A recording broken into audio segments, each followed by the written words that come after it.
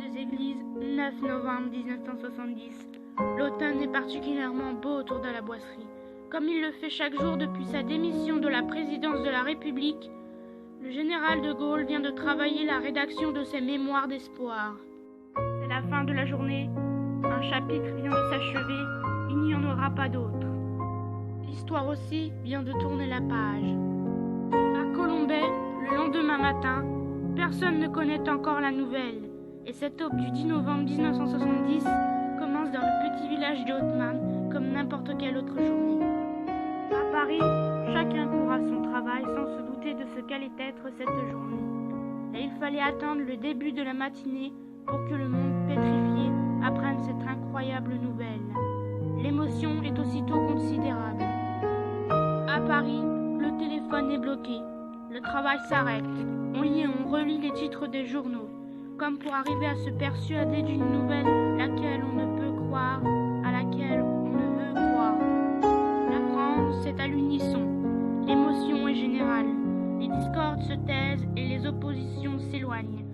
Chacun semble bien que l'homme qui vient de disparaître était hors du commun. Son destin prodigieux, les services rendus à la France, justifient ces instants d'une intimité nationale et de tristesse indicible.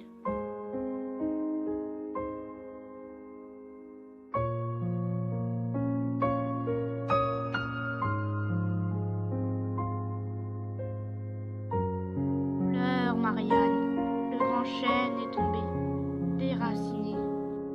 À l'Élysée, le drapeau est en berne. Georges Pompidou.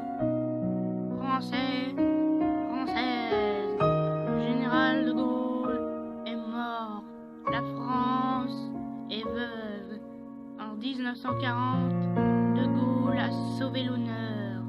En 1944, il nous a conduits à la libération et à la victoire. En 1958, il nous a épargné la guerre civile. Il a donné à la France actuelle ses institutions, son indépendance, sa place dans le monde en cette heure de deuil pour la patrie. Inclinons-nous devant la douleur de Madame de Gaulle, de ses enfants, petits-enfants.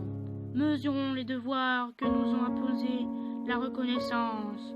Promettons à la France de n'être pas indigne des leçons qui nous ont été dispensées, et que dans l'âme nationale, de Gaulle vive éternellement. De cette journée du 10 novembre 1970, c'est vers la boisserie que se tourne le cœur de tous les Français.